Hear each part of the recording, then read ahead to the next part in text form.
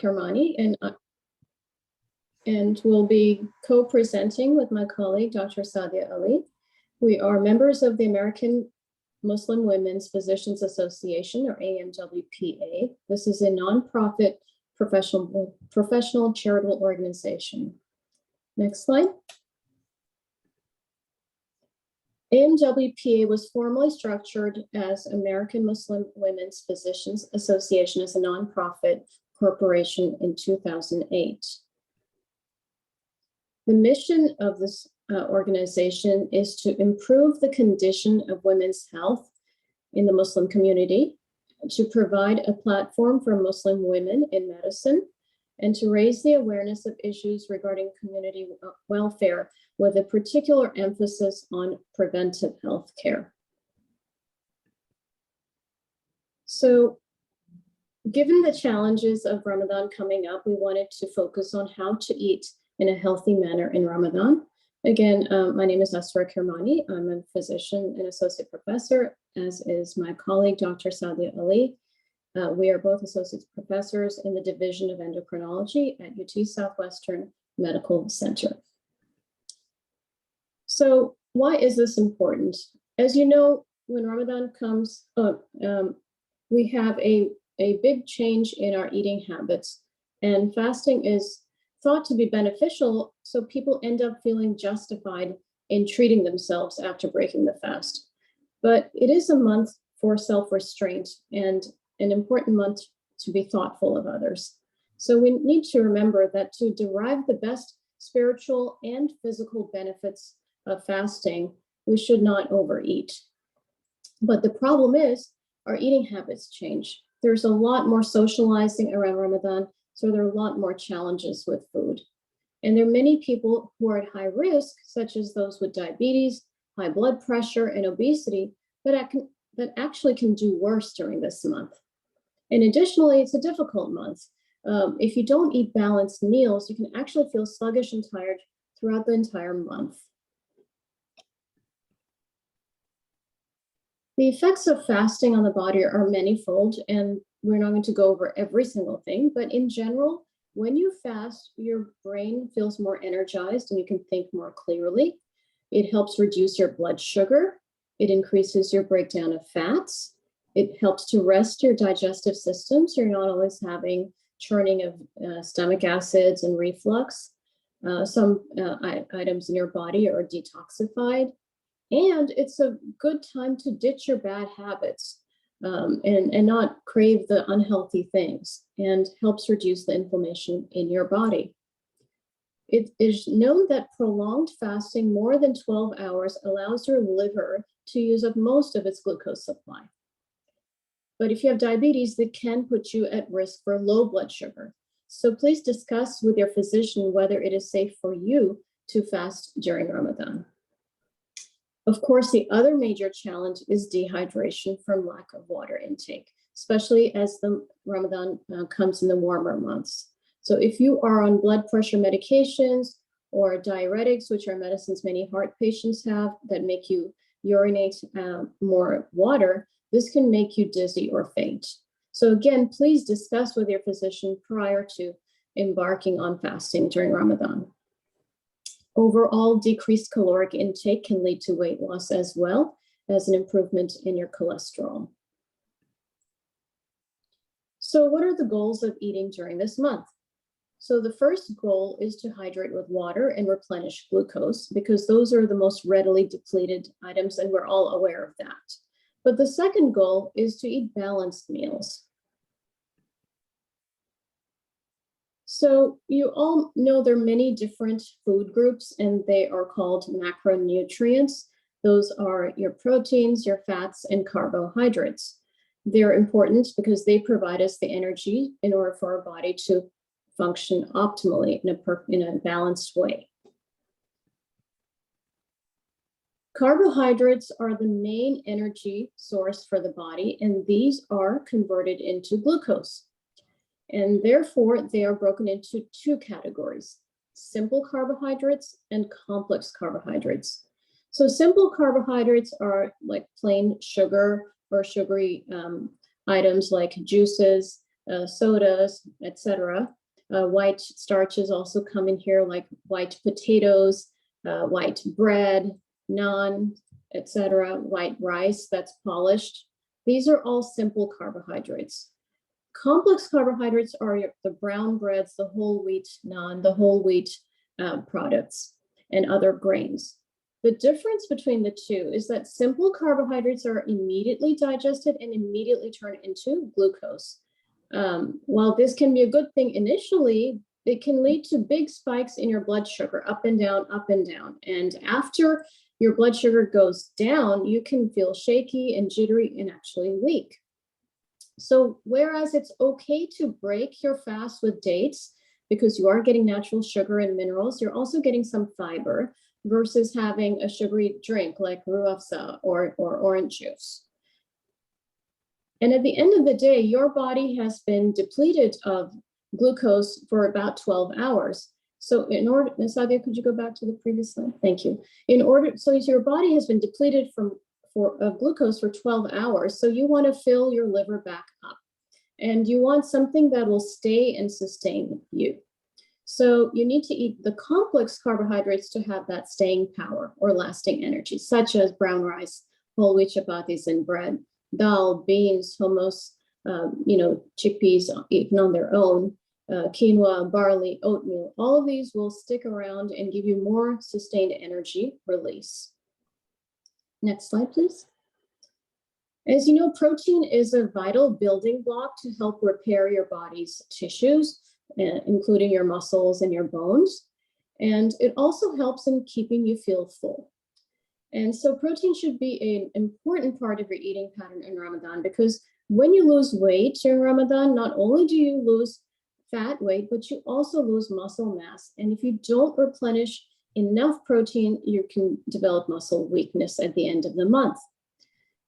Additionally, the lean meats, where the meats are not fatty cuts of meat, gives you a rich source of protein, and that can also help you feel more alert and energized. Next slide. And finally, fats. All fats are not bad, and some of them are in fact vital for your health to repair your body, make hormones, and make you feel full as well.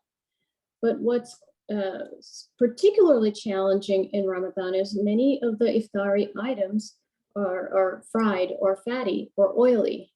Plus, when you go to parties also, there's a lot of party food. So there's many items that are heavily enriched in fat.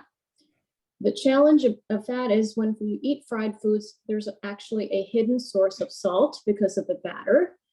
There's a lot of weight gain because there's a lot of calories in fat. Fat has more than double the calories of either carbohydrates or protein. So 1 teaspoon of fat is 9 grams of calories. 1 teaspoon of protein or carbohydrate is only 4 calories. And finally, too much fat is going to make you feel fatigued and sleepy. So what's the best way to get fat during this month? Try to get the fat in your normal main meal and less so from the snack items. And another tip is not to have iftari snacks every day of the week. Just, choose which days you might want to do that. And that way you won't be overburdened by having too much fat. And of course, hydration is critical. Water is needed for immediate hydration. Avoid caffeinated or sugary beverages, including coffee, tea, colas. The caffeinated ones can make you urinate more and become more dehydrated. And juices, as we mentioned earlier, will give you glucose readily, but then your blood sugar will crash, and that'll make you feel shaky or jittery. So another important source of water is to eat foods that hold water.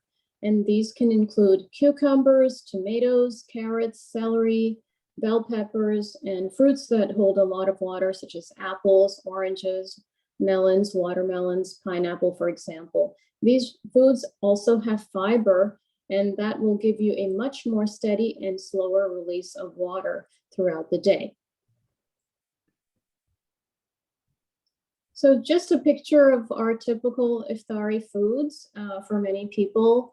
Of course, there are the dates, which are fine when you're opening the fast. And then there are healthy items such as fruit chaat or chana chaat, which have more complex carbohydrates as well as natural sugars. But then you may have fried items that have more fat, like dahi bare and pakoras and samosas and the straight up sharbats, which we want to avoid. And with that, I would like to pass my talk on to Dr. Sadia Ali, who will talk in more detail about what to eat during Ramadan. Thank you, Dr. Kermani. So as Dr. Kermani was talking about the challenges in Ramadan, you know, Ramadan is a very important month for us. And while iftars are a very enjoyable experience for us, they can be daunting. They can be daunting for people who are trying to maintain good eating habits during this month. And it is important to have a balanced iftar, as that helps us replenish the energy stores, and it also helps us sustain the fast for the following day. One way of doing so could be meal planning. This is an area where a lot of people struggle with. And this is an area not only that we struggle with during Ramadan, but we struggle with outside of Ramadan too. Meal planning is a way that can help us plan a Ramadan better. It can help us improve our diets, and it can also help us reach our health goals. When we plan our meals, that gives us ample opportunity to look for a more balanced meal, a meal that is more nutrient dense, it is well portioned, it is low in fat and low in salt. And these are all things that can help us maintain our blood pressure goals, help maintain our blood glucoses and our weights. Some of the other benefits for meal planning include avoid wasting food. And this can happen when we plan a meal ahead. We often go to grocery stores with a plan, and we buy food items that generally have a purpose and a use for all of them. And you don't have to worry about items sitting in your fridge going to waste.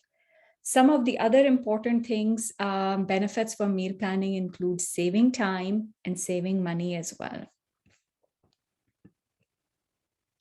There are many different approaches to meal planning. One of them is pre-planning. Pre-planning is just knowing what you're going to eat ahead of time and then plan for it. Another method for meal planning is the plate method. This is a method that I really like, and this can help us make healthy food choices. It requires minimal measuring. And this is a method that can help us eating when we're eating away from home as well. When you're invited to either a party or you're going out to a restaurant, you can apply the same method for outdoor settings too. Another method for meal planning is carbohydrate counting. This is a method where people can track or measure the amount of carbohydrates that they're eating. This method is generally used by people who have diabetes. Now, how do we put all the pieces together for meal planning? The first step is to start with a regular plate. And the emphasis here is to start with the regular plate. Try not to go for bigger plates, and especially not a platter. The next step is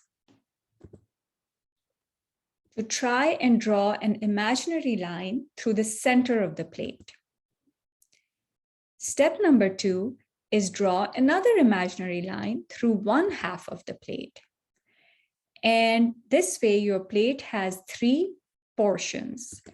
Fill one of the portions, which is half your plate, with non-starchy vegetables.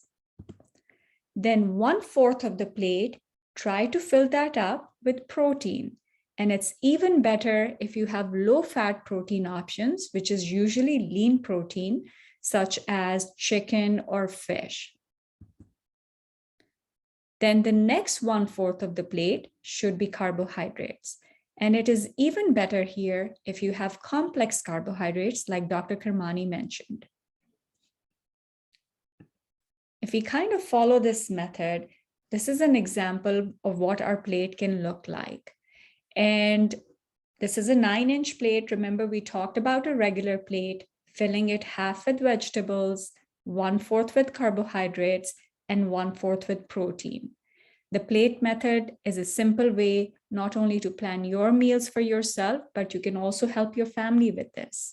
You don't have to worry about counting anything or reading long lists of foods. All you need is to start with a 9-inch plate and then plan it accordingly. Ramadan is an important month. It gives us an opportunity to cultivate good eating habits that can stay with you not only during this month, but we can carry these later on as well. So it's important to put an extra effort into consuming the right foods to get our nutrients and to help our health needs. Our traditional way of breaking the fast with dates is a good way of doing it. That's because dates are nutritious. They give us they are nutritious. They give us natural sugar, which kind of helps replenishes the fuel that our body needs after a long fast. Then the next step that is important is remember your greens. Remember we talked about like half the plate with vegetables. So that's where our greens come. Vegetables are a rich source of protein. They're a rich source of minerals. They also provide us with fiber. And not only are they providing us with all these nutrients, but they're providing all these nutrients with so little calories. And they also help us feel full. And when you feel full, then you're going to go for smaller portions for your main dish. So that's where vegetables really help us. Try to aim for 2 servings of vegetables per meal. 1 serving could be your fresh vegetables, which is raw vegetables, such as our salads. And then the other serving could be your cooked vegetables, depending on the choice of vegetables you like. Then remember, 1/4 of our plate, we talked about it should be carbohydrates. If you're talking about carbohydrates, try to choose good carbohydrates. These are the carbohydrates, preferably the complex ones that Dr. Kermani talked about. That's because complex carbs, they will provide us with a more stable and sustainable source of energy. And some of the examples for this would include brown rice. It could be whole grain products such as whole grain pasta, whole grain chapatis, grains, could be sweet potatoes. So these are some of the things that we can think about when thinking about complex carbohydrates. The next part would be the protein. If you're talking about protein, try to think about incorporating lean protein in our diets. Lean proteins are usually high quality proteins, and they are easily digestible, and they contain all the essential amino acids. This protein, these are all the amino acids. They help keep our body, maintain our muscle mass, and build the muscle mass that we sometimes lose. Some of the examples for these high quality proteins include fish, meats, which lean meats. If you're having chicken, try to have skinless chicken. Could be turkey as well. Could be low fat dairy products. Could be eggs. Some people are vegetarian protein. Some of these choices can include legumes. It includes beans, could be nuts as well.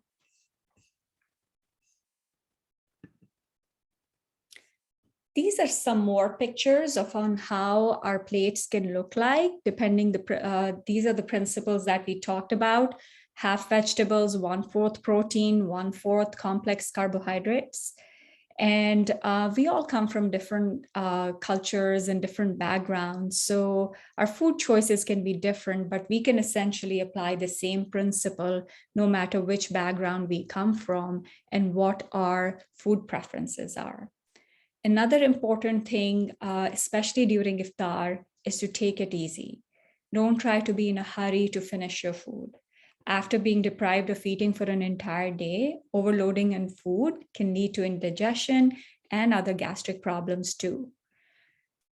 Controlling the size of your portion is another important thing. Portion control is key to staying healthy and preventing weight gain. And in general, as a rule of thumb, don't try to exceed the amount during your iftar or your suhoor that you would typically do for your lunch or dinner meal.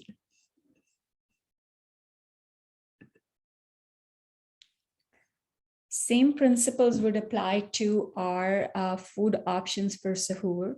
The main aim should be try to consume foods at Sehri that would help us stay hydrated and energized throughout the day. Some of these food examples can be eggs. Eggs have a lot of protein in them. Complex carbohydrates such as oatmeal, could be whole wheat chapati. Some people like to have protein options, animal protein options during Sehri. It could be fish or chicken because these are lean meats. Fruits and vegetables can play a very important role. They are very hydrating. And then yogurt and dairy products are also a good option for Sehri foods. One of the important things in Sehri is to try and avoid eating meals that have simple or refined sugars in them, fried foods, salty foods, and caffeinated drinks, because these foods will defeat the purpose of staying hydrated and energized for the rest of the Rosa. Then I also wanted to talk a little bit about exercise. Exercise can be done in Ramadan. However, not every person is this, two people are not same.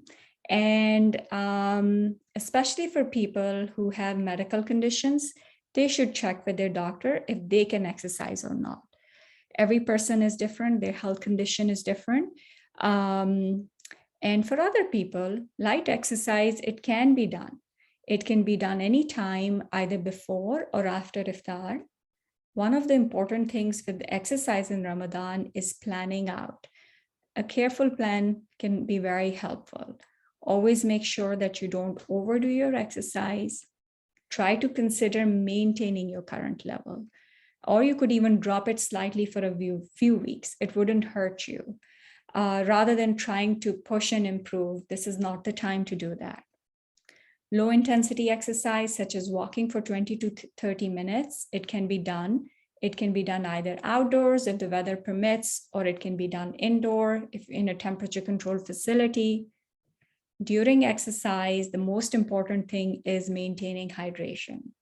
And if you are somebody who likes to exercise during Ramadan, please make extra effort to keep yourself hydrated between the times of Iftar and Suhoor.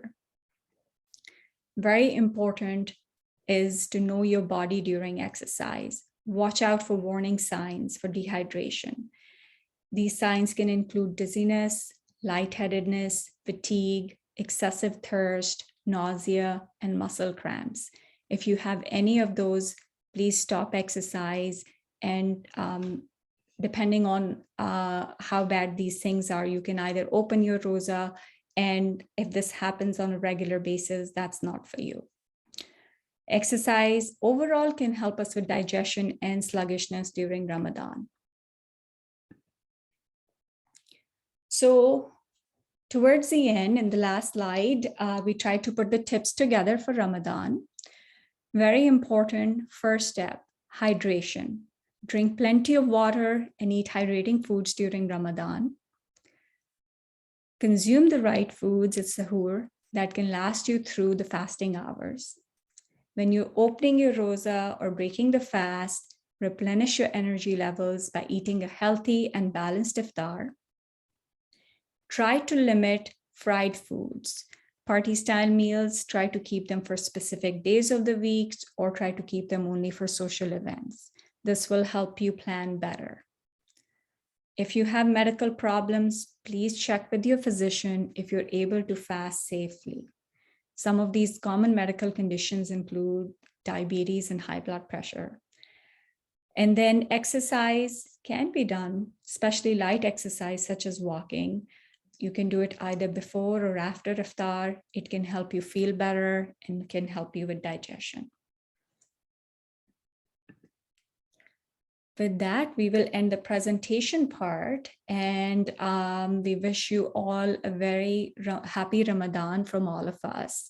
And thank you for listening to us. And now we are open for questions, and you can send us the questions on chat, and we can try to take them as a team.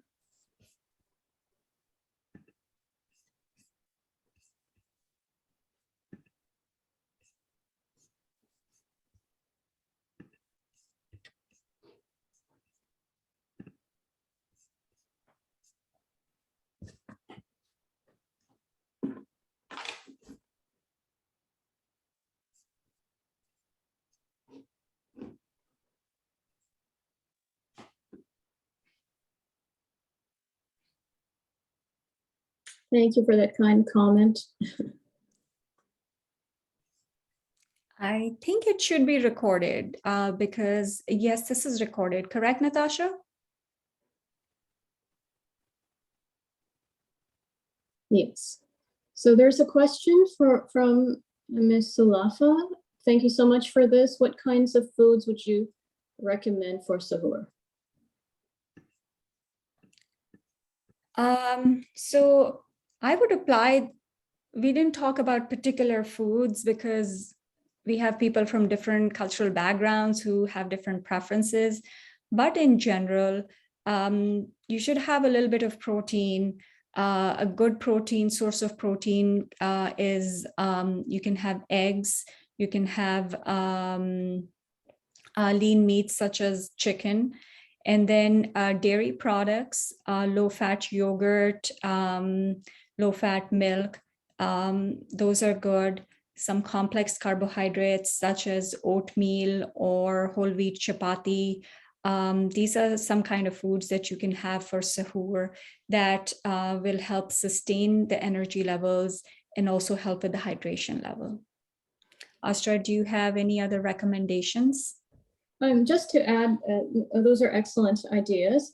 It really depends culturally and also your own personal, preferences. Some people prefer a lighter iftar and heavier suhoor.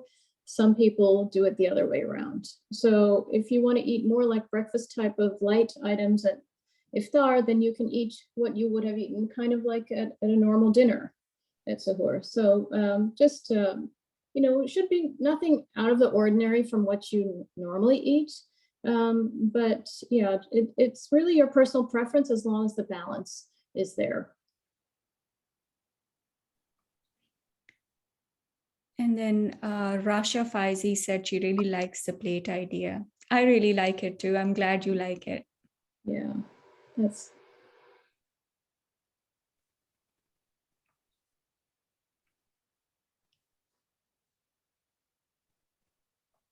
I think while we're waiting, one of the important things is, just being as endocrinologists too, when you are practicing this concept of balanced eating and portion control in Ramadan, this is a very good month for you to kind of get used to that and the body to get used to that. And if you do it right, then after a whole month, it just takes a little bit more effort to kind of keep applying it for the rest of the months too. And that is generally very helpful for our health.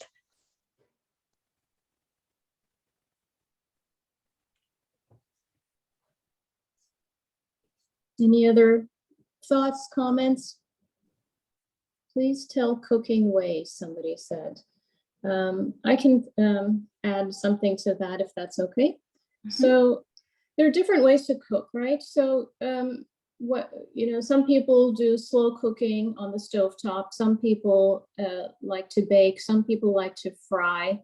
If you want to keep it really simple and not make it so hard during Ramadan, I would favor baking or some quick stovetop cooking. Most of the fish things can be cooked very quickly in a saucepan or something, or a frying pan without a lot of oil actually.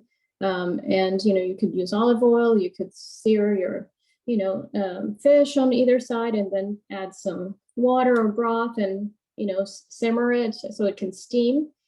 Steamed vegetables are very nice. Sauteed vegetables are very nice. If you really like fried things and you want that crunch, you can even, if you have an air fryer, you can put, samosas and those type of things in an air fryer so that at least you're not adding too much more oil. So those would be my recommendations about, cooking would be saute, steaming, baking, and maybe using an air fryer if you really want that type of stuff. These are all excellent ideas, yes. So I read there's one comment that says, please do mention regarding diabetic patients and their diabetes. Would you want to take that? Yeah, I can take this one. So all of us are we're all very individualistic. Each and every person is different. Even when you have diabetes, not every diabetic is different from the other. And that depends on the intensity of diabetes, what the blood sugar control is. Do you have any other medical conditions? So everyone, even with the diabetes, can be very different. And I think it is better to discuss it with your doctor, whether it is safe for you to fast or not. I can give you just a personal example. I am an endocrinologist. I do see a fair amount of patients with diabetes, and each and every one of my patients is different. I have some patients who do fast. I help them out, but I do have some patients that I recommend for them not to fast, just depending on their diabetes control and the kind of medications they take, whether it is insulin or not. So given how diverse it can be, I think it's just important, depending on the person, to discuss their diabetes with their doctor to see if it is safe for them to fast or not. Because one of the important things about Ramadan is also safety. If you cannot fast safely, you shouldn't be doing it. Anything to add to that, Asra? No, I think that's exactly a very personal thing, and it depends on how advanced your diabetes is. So if this is a personal discussion with your physician. There's a next comment about healthy oils and also about weight gain, followed by that. I'd like to just touch upon the oils and just start a little bit about the weight gain, and then Sadia, you can take it from there if that's okay. Okay, sure. So cooking oils, olive oil is not going to create any more acidity than other oils. The only worry about olive oil is really with high heat cooking. It's not a good high heat cooking oil because it has a low heat point. So first of all, we're advising you not to use that type of cooking, which is usually seen in fried foods where you have the flame going on high. So that should not be an issue. We do highly recommend olive oil because it's the only oil that has been proven to reduce mortality, which is death rate from heart disease and strokes, and is also associated with a lower risk of cancer. That being said, if you want to use other healthy oils that are very similar to olive oil but may tolerate high heat cooking a little better, sunflower oil is almost identical in its composition, so that is a good substitute, and also has a very neutral flavor. Similarly, canola oil has a lower splatter point, so you can try canola oil as well. But I would say sunflower and canola are pretty close. Third one is, I would say, grapeseed oil. That also is a very neutral oil and pretty safe. Yeah. And then There's this question about the weight. Yes. Asra, would you like to take this one too? Because okay. I remember us having a conversation. I'll start with this and I'll leave you to run with it. Okay. Why do women gain more weight? Because they're eating the same amount as the men. Well, first of all, women and men are very different creatures, as you all know. We have more fat mass. Even a lean woman, even a skinny woman has more percentage fat than a man. The reason is because we don't have as much muscle. We have smaller, thinner muscles. They have the same number of muscles, but our muscle fibers are lower. And as a result, the metabolic rate, meaning how well you burn calories, carbohydrates, fats, proteins, that is determined by your muscle mass. And you are not blessed with as much muscle as a man, so you really can't eat the same amount as the man. So with that, I'll pass it on to Sadia for further. Yeah, so that's the main difference. And that does not mean that women cannot build muscle mass. A lot of women, when they exercise, they can build muscle mass. And that is, exercise is one way of increasing the metabolism. But yes, in general, again, there are differences between men and women, metabolism being slightly slower in women than in men. So that's where the differences are.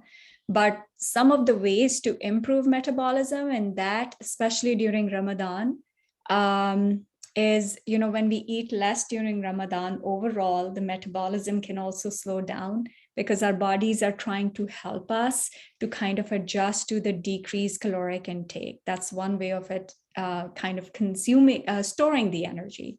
So one way of improving metabolism, metabolic rate, is light exercise that you can do during Ramadan. Because when we exercise, it overall helps ramp up our metabolic rate. So that's one way of increasing metabolic rate for us. And let's see, do we have any more? I don't see any other questions for now, but yeah, this is a very important question about metabolism. And then another thing to kind of, I'm just rambling, but to keep in mind is, as we all grow older, with every year that gets added on, let's say we are 30 now and 10 years later, 40 and then 42, with every year that gets added on, the metabolic rate slows down even more. That's just a natural thing that happens to all of us across the globe with aging too. Yeah, men and women both. Yes. Yeah. So actually, we need to be more careful about eating as we grow older so that we don't develop a lot of what we say visceral fat, which is the fat around our abdomen, right? I mean, that's where we start gaining, even men and women in their 40s and thereafter. So we, don't want to eat a lot of high, rich, fatty foods because that's where you're going to gain the fat. So there is a question about people having Hashimoto's or any thyroid-related issues. What advice would you give them regarding their diet in Ramadan and in general? You want me to take that one? Sure. So if you have Hashimoto's thyroiditis and you have developed hypothyroidism as a result, first of all, make sure that your thyroid levels are appropriate for your body size. And these can be measured safely by your physician. If your thyroid levels are the same as a non-thyroid, non-Hashimoto's patients, there really is not that much difference in your metabolism versus somebody else. However, if you are a little low on your thyroid levels, then certainly you will have a tendency to gaining weight. A lot of it is actually water retention and a little bit of fat weight, but the majority is water. So my advice is the same. I find also, there are some data that have shown that there is a slightly increased risk of type 2 diabetes in people who are hypothyroid. And this is a new field of research, so this is still something that's not like established 100%. But that being said, I advise my patients with hypothyroidism to be a little more aware of their carbohydrates and to eat a lower carb diet. Then we have another one. What about children who do not like to eat Suhoor? What advice do you have for them to keep up with healthy growth? I think the same, I'll take this one, ASRA, if that's okay with you. Yeah, absolutely. Okay. I think the same principles would apply here too. One of the important things to keep in mind would be that we're talking about children who are the right age to fast, that they can handle it, they can tolerate it. We live in a state, Texas is pretty hot in the month of, during summers. And a lot of times our kids are participating in school activities, especially PE and all that. So I think depending on the child, you can have different situations to be kind of aware of what situation is your child in. Very important thing would be to kind of maintain their hydration, especially when they're going to school. And second is, and that's where, if they don't like to eat the typical stuff for Sehri, maybe ask them what are their preferences, what do they like to eat? And then amongst those preferences, maybe we can kind of apply these principles and choose the foods that best kind of, meet these criteria. Like if they like a cereal, can we try to pick a cereal or oatmeal that is a little bit complex carbs that will help them give sustained energy throughout the day? Can we try to add some fruits and vegetables in the morning, or maybe some dairy products? Like if they like make it something fun for them, maybe a yogurt, low-fat yogurt parfait with fruit and grains and interesting stuff they like. So these are some of the things we can try, and kind of look at their schedules too, especially if it's a hard if your kids are in sports, if it's a meet day or something, maybe that's not the day for them to fast. So, and also important for them to get their sleep, because this is that also is important for their growth spurt and growth hormone release. And if they're waking up too early for Sehri, spending a lot of time and then sleeping late, that can kind of also affect. So that's kind of like an overall suggestion. Anything to add to that, ASRA? No, I think you covered it very comprehensively. Yeah, I like, for example, my daughter is a teenager, and we already made a plan that she takes track for this season, that she's going to try and fast, but during the meets she will not do that, because I know she will be running there out in the sun, and I don't want her to kind of get dehydrated. Absolutely.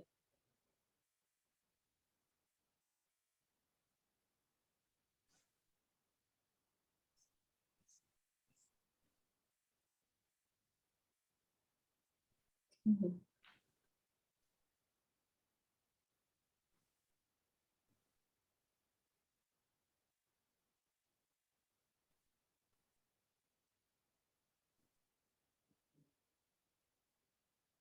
I don't see any other questions now in the chat.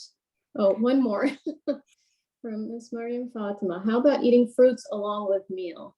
I'll take that one.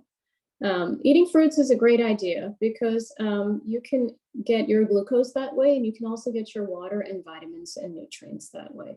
So yeah, fruits are excellent because if you eat things that are only dry, you don't get the water. And if you only drink water, it just goes in and out of your body and it doesn't stay there for so long. So yeah, fruits are a great idea. There's another interesting one. What about people who take kids to IHOP for Suhoor?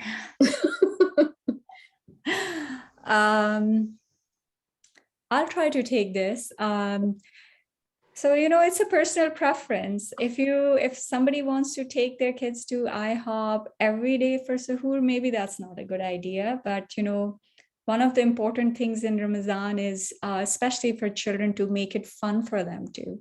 So maybe once in a while, if you want to take them to IHOP for Suhoor, why not? But, if they're going, try to see, can they also order, in addition to maybe pancakes, some eggs as well, and maybe some milk as well. So, but yeah, we have to keep it balanced, the fun part as well. And I think that can be sometimes very challenging, and you have to think about innovative ways on how to do that.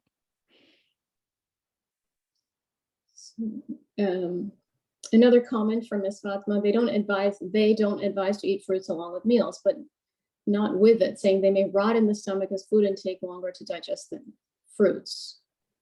Is that a myth or reality? Yeah, I mean, I think it's, I haven't heard of that. Actually, if you are eating a balanced meal, meaning you have a lean protein, you haven't overloaded your system with too much starch, too much rice, too much bread. And it's not a fatty meal. It's very easy to digest. Now, if you've had a rich meal and then you throw fruits on top of it, sure, you can feel bloated, you can have gas and distension. So if you're eating balanced anyway, I don't think there's going to be any problem.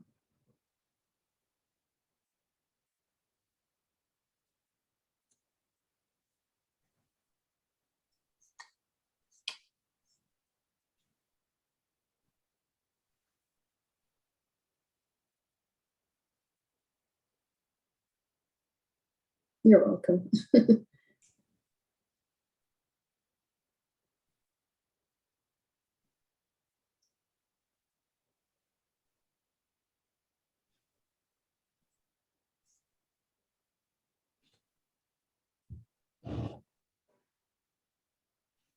Sadia, I have one question for you.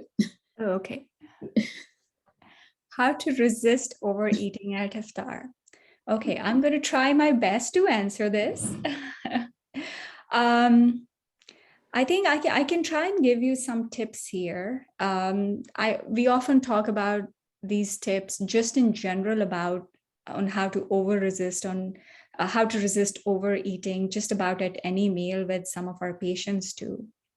So after, when people are generally very hungry after a prolonged fast. So some tips include when you're opening your fast, after you eat your khajur, if that's how you open your fast, try to drink your water before you eat. If you have a glass or two of water before you eat, then it kind of fills you up. And then next, if you start, I would suggest that you start with your vegetables and your fiber, because vegetables and fiber also helps you feel full. And then, and it makes you chew as well. So sometimes, if you're eating too many vegetables, you may feel a little tired too. Your mouth feels tired, all the muscles. Then I think you should go for your protein and your carbohydrates, because by that time, those are the most calorie dense meals. By the time you go to it, you're already full, you've had plenty of water, you've had your vegetables, so you won't do as much damage, or you would not overeat as much as you think you would. These are just some general things that can help us overeat. And then, the first few times would be a little bit challenging, and that's the thing of Ramadan. One of the things we're trying to do is exert control over a lot of things, over a lot of aspects of our life. And one of them is eating. If you are able to master that for a few days, a week, it kind of becomes a habit and it becomes easier for you later. Those are just some of the things I tried to address it. Asra, do you have any other pearls to add on to this that can help? No, those are all excellent points. Always fill up with the more watery things that'll sustain you. And another thing I find that's useful for me, some people are not very good water drinkers, Sadia. And I'm one of them. So what I do is, you'll often see me carrying a big bottle, like a sports bottle with one of those special kind of nipples on the top that you suck on, and you can really, after 2 or 3 gulps, you can suddenly take in a lot of fluid that way, instead of trying to, sometimes you get bloated just drinking water, there's air in there, but this kind of takes out the air. You can get these water sports bottles at Target and other stores as well. So because there's no air, you're not getting the air gulps and getting gassy and bloated. So it works for me. I hope it works for somebody else who's not a good water drinker. Yeah, thank you. Yeah, no, it's a struggle. We're all humans. We all struggle with it. Yeah, it's always a challenge, and you eventually find out what works for you. Yeah.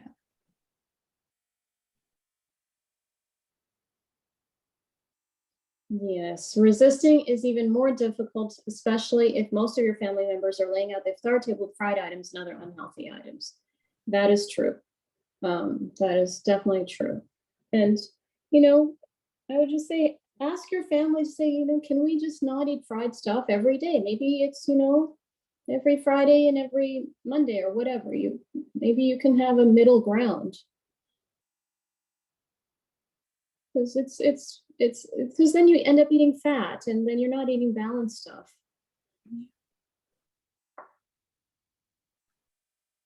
What foods to eat to not have gas? You want me to take that one? Sure. So different foods cause gas, and it really depends on your digestion and how used to you are of eating certain things as well. So for one thing, if you're having milky things, whether it's yogurt or lassi or ice cream or just straight up milk, and you notice you're bloated and you're having gas or even diarrhea, you might have lactose intolerance, which means your body does not have the enzymes to digest milk. In that condition, you could avoid milk and switch to something else, or such as oat milk or almond milk, etc. Or you could get lactose-free milk. And, that's called like lactate. It already has pre-digested milk sugars. So that can be a simple cause of bloating that you can eradicate. Other things are what we call the cruciferous vegetables, which are the cabbage family, right? That could be any kind of cabbage, including in the same family is broccoli and cauliflower, etc. So if you've had an empty stomach all day and then you suddenly eat, especially if it's not well cooked or raw, then you can have a lot of bloating with these items. So you might want to, limit those things that cause, those are definitely big gas causers. Some people have gas with beans, adding some ginger or asafoetida, which is also known as hing, can help with the gas as well. And again, maybe you don't want it on an empty stomach. Maybe you want it in a mixed meal. That may also help. There are products such as Beano or generic products called Bean Aid over the counter. They have some enzymes in there that can help you digest these foods. That was a very good answer, Asra. I would not have been able to tackle that. What foods to eat? Okay, I think this is I think somebody mentioned about how to convince mom not to fry everything in Ramadan. And what's the best oil for frying? So I can take this one, or sure. It's everyone has personal preferences, and a lot of these can be family decisions too. It's okay to have a conversation with your mom too, and it could be a conversation about health benefits. And these are things that not only just affect you, they kind of affect the health of your whole family. So it's okay to have these conversations, and that's where, we do want to celebrate. People do want to have things that they traditionally use for celebratory meals too. And that's where you can kind of choose, okay, we don't need to have the fried foods every day. We can pick certain days. Let's have them on this day. And then some of the other ways to use are like Dr. KERMANI mentioned, air fryers. So you can still get to enjoy that texture of the fried food that people like and the taste, but at the same time, it's not as oily. So these are just some of the ways to kind of do that. And I think the best frying oils are the ones that have a higher melting point, because for frying, they need to be on the flame for a large period of time. And I think some of these include avocado oil, and grapeseed oil also has a high melting point. So does canola oil. Is there any other oil, Astra, that has a high? Peanut oil is quite good for frying Okay. as well. So that's also an option. And another thing is, can shallow fry versus deep fry. Those are also options, right? Because you want to reduce unnecessary fats. So you want to be able to load up on the protein and the fruits and the fiber. Otherwise, you eat the fat and then you're kind of stuffed. The sugar intake and dates. How can one reduce sugar intake while eating dates for iftar?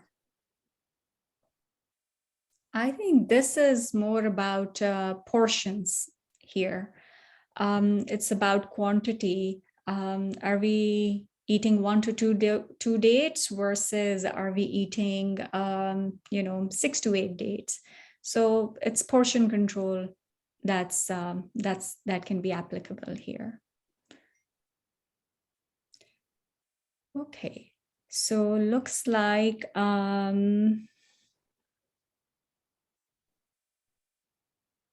should we wrap up now? I just heard something.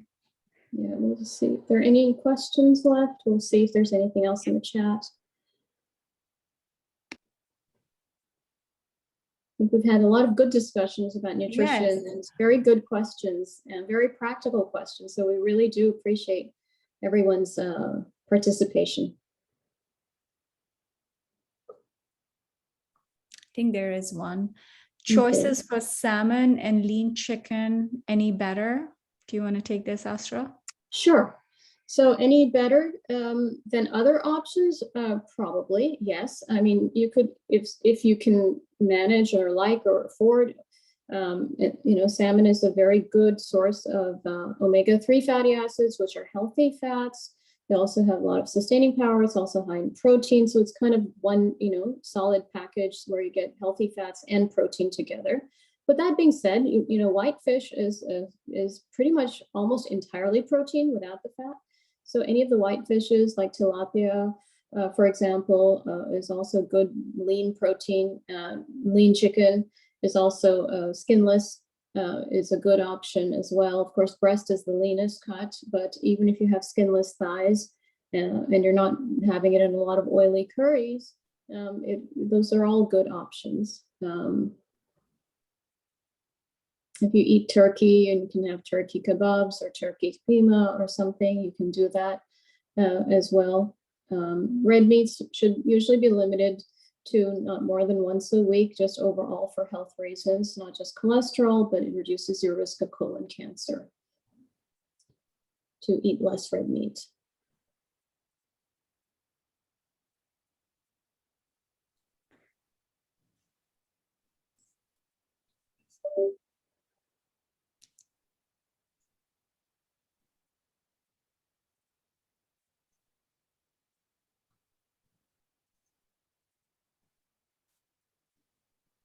Thank you, everyone, for your wonderful comments. Very kind. Very. And thank you for participating as well. That makes it even more meaningful. Well, it's been our pleasure. We really enjoyed our session, and we really felt it was like good input from everyone. Okay. Wishing you all a very happy Ramadan again, and hope you have a wonderful evening. Take care. Thank you. Bye.